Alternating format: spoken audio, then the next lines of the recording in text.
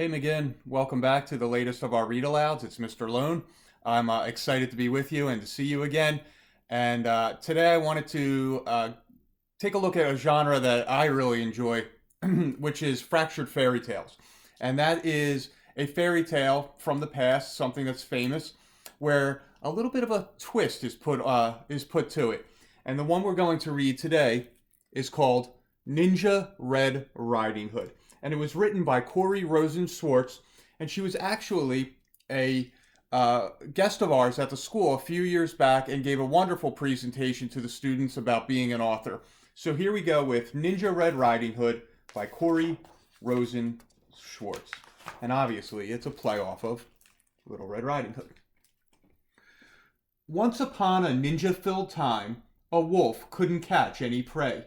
He kept getting licked by the dinner he picked and was growing more ticked by the day. His belly was aching for bacon. I'm wasting away, he complained.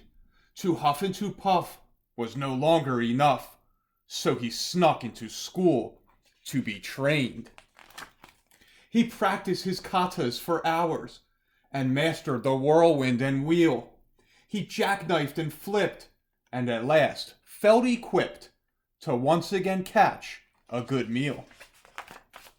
Drooling with anticipation, he set off in search of some meat, while deep in the wood, he met Red Riding Hood. I'm bringing my grandma a treat. The wolf licked his chops when he saw her, and hastily thought up a plan.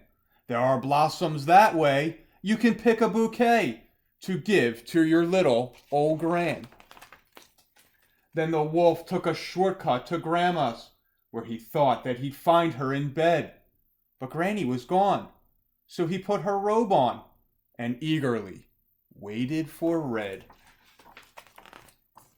Soon after, he heard someone knocking.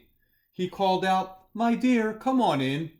Oh, don't you look good in your lovely red hood, but a shame that you've gotten so thin."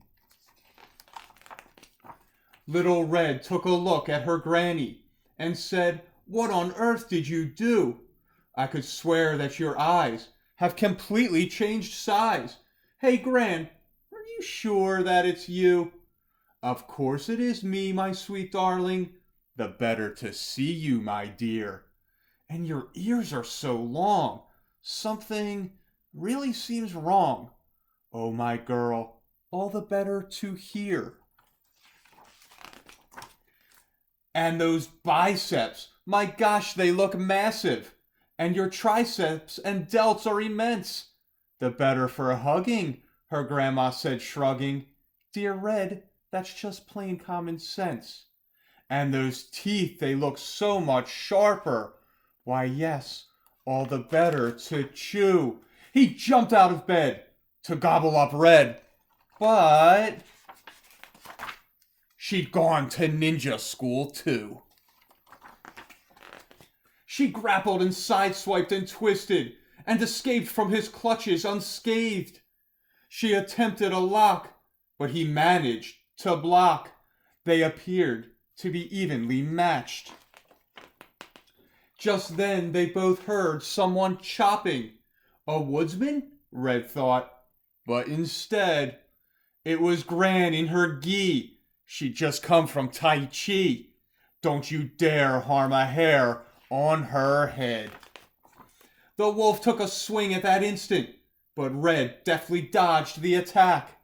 She got a good grip, threw him over her hip, and the wolf wound up flat on his back. "I'll skedaddle," the wolf said in anguish, as he struggled back up on his feet. "Just a second, you beast. You will not be released till you promise to give up red meat." Though his tummy still rumbled with hunger, the wolf faced his rival and vowed, "Ninja Red, you have won. My meat days are done." "Oh, Red-chan," said Gran, "I'm so proud." Then Red and the wolf bowed politely, and Gran gave him half her peach pie. The wolf was a mess. He'd had way too much stress. I guess I'll give yoga a try. He enrolled at the Downward Dog Center, where his tension began to decrease. He studied with yogis, said no to meat hoagies, and felt at last truly at peace. So McGinn, friends, I hope you enjoyed that fractured or mixed up fairy tale. You can always make up your own, which would be entertaining. All you do is take an original story and put your own little mark or twist on it. I'll be back for another read aloud tomorrow. Hope everyone's doing well. Take care.